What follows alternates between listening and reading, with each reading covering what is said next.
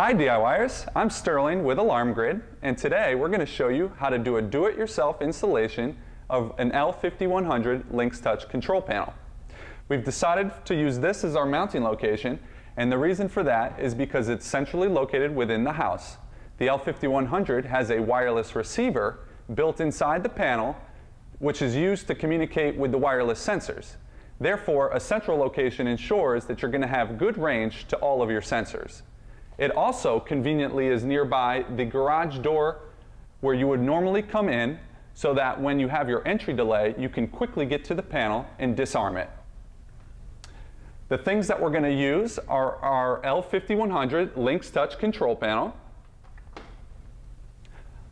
a medium-sized flathead screwdriver, a pen or pencil to mark our holes, and we also have a level to make sure it's nice and neat and in line with this thermostat.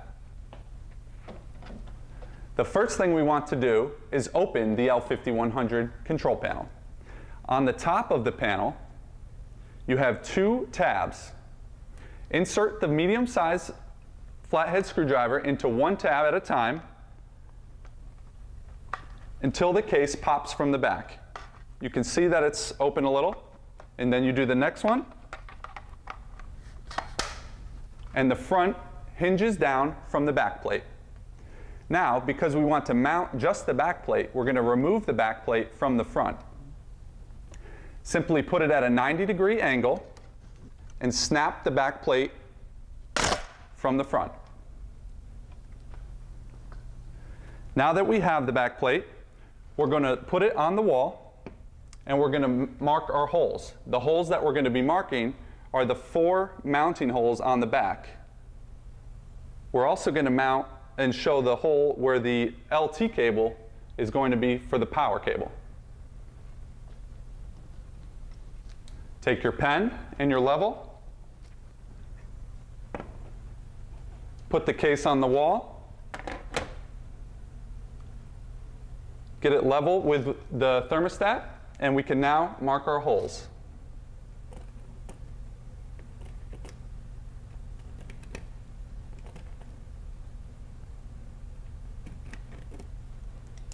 We are now ready to drill our holes. So we now have 3 wall anchors in, and we're going to show you how to do the last one so that you can mount your L5100 backplate to the wall. We have our power drill. We're using a 5/32 drill bit to match our wall anchor that came in the little baggie with the L5100 control panel. We've marked our hole, and now we're going to simply drill in.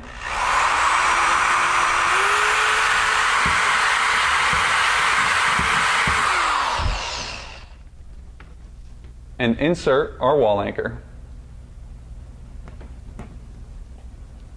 We are now ready to mount the L5100 after we screw in the 4 screws that come with the kit. We now have our wall anchors in. Take our 4 screws, Phillips head screwdriver,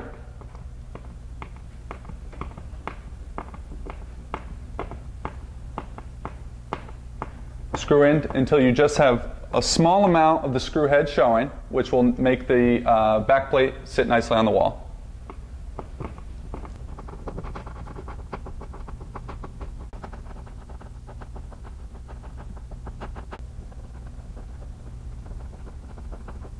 Now that we have our 4 screws, we are going to drill a hole for our power cable.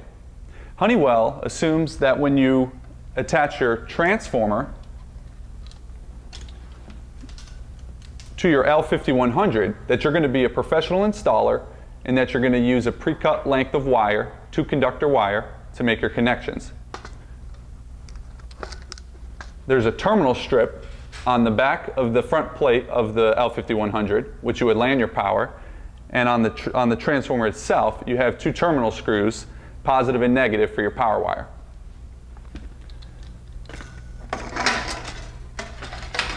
For us DIYers, the LT dash cable is a much easier way to attach this. The LT cable has a pre-made DC connector on one end and 2 spade connectors on the other. Therefore, the spade connectors connect to your transformer. The DC plug plugs right into a port on the L5100. We recommend an LT cable with every installation of an L5100. Of course, no one wants a wire hanging below the L5100 because that doesn't look good. So what we're going to do is show you how to fish the cable through your wall so that it's hidden. You'll notice on the backplate there is a small tab in the corner. Simply remove the tab, and we now have room to fit the DC connector.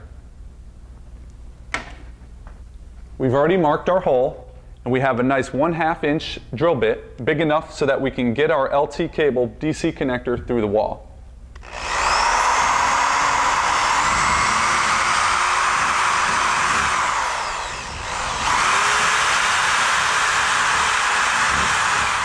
So now that we've made our hole for the LT cable, we need to make a matching hole to fish the cable that's going to connect to the transformer. We have our 2 terminals on the back of the transformer. We're going to use this plug here for power for the L5100. Plug it in. Note where the hole should be.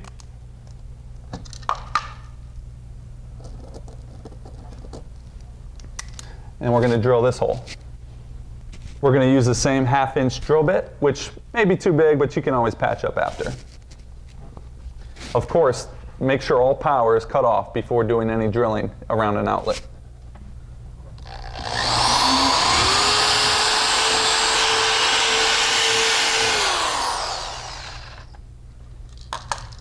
We are now ready to fish our LT cable.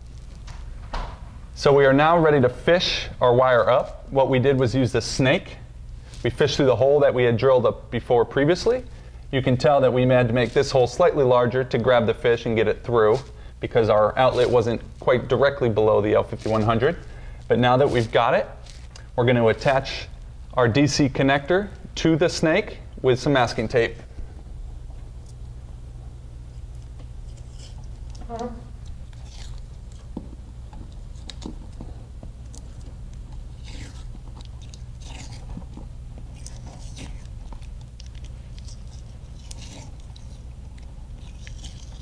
You want to make sure that you cover everything completely so that you don't snag anything inside the wall. And we can now pull this up so that the DC connector can plug into the back of the L5100. So we have our snake. We are attached at the bottom. Simply pull it up. Careful at the top here. We can pull the DC connector through. With our wire pulled through, fish through the back of the L5100 backplate. Tighten the backplate to the wall. This is a good chance to level out any inaccuracies with our screws.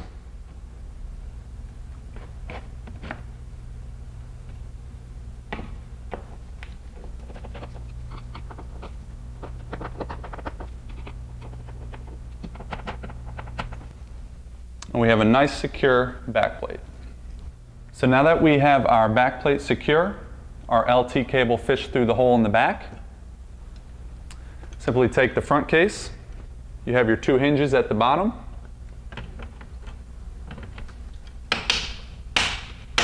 Snap it on. You can let it hinge and hang down nicely like this. Next step is to install our rechargeable backup battery. This way, if we ever lose power to the house, and we've lost our AC power, you get up to 24 hours of backup battery off of this little guy. It mounts in this section right here. There is a notch for the wire, and there are 3 wire clips to keep it nice and neat.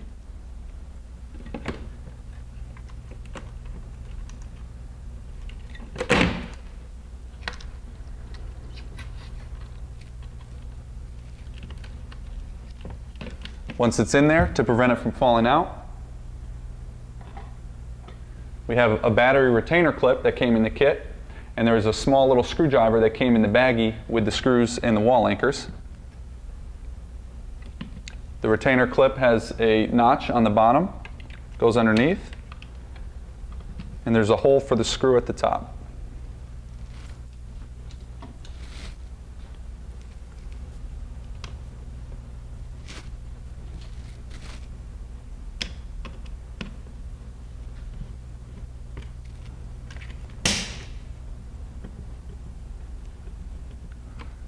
Battery is nice and tight. We can go ahead and plug this connector into the top port on the front case. It's a smaller one. You won't be able to mess this up because the other one won't fit.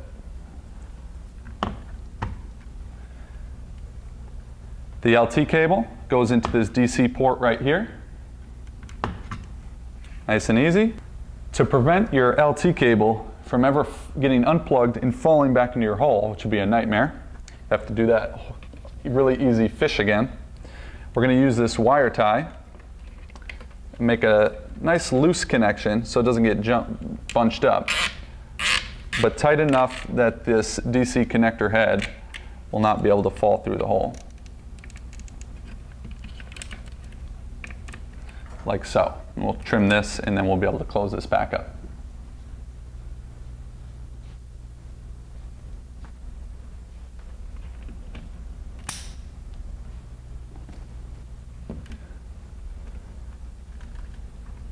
And we can close our panel.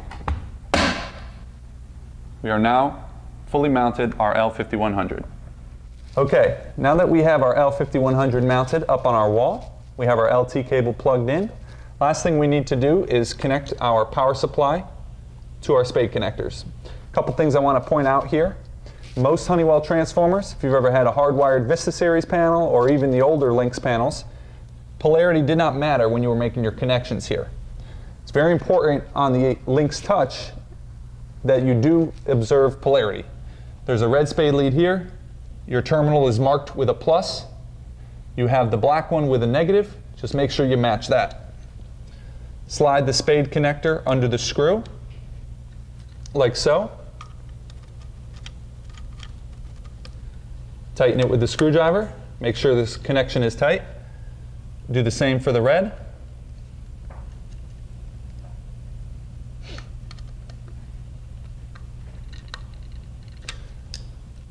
And you are good to go. One last thing I want to point out, we have a wall plate cover that has 2 screws at the top. A lot of people will have a wall plate cover that has 1 screw in the middle that keeps the cover tight to the outlet. If you have that, this screw at the top of the power supply with the little red washer is convenient. What you would do is pull this screw out in the middle, remove the wall plate, or I'm sorry, leave the wall plate there, plug the transformer in, and then you would use this screw to replace the one that was in the middle, and you've actually secured your power supply to the outlet so that no one will inadvertently unplug your security system when they're looking for an available outlet. Because we don't have that, we're going to simply take the washer off the screw, remove it, fish our wire into the hole, plug our power supply in. And you can see the panel's booting up. You have this nice LYNX prompt here. After it goes through its process, it's going to come up with the screen and ready. You'll have a red system standby along the top. Coming up now, red system standby. That will go to green after a minute or so, and you are ready to use your L5100. We have now completed our installation, and if you have any issues with yours, please let us know. We'd be happy to help out. And in our next video, we're going to discuss the available communication paths for alarm monitoring services.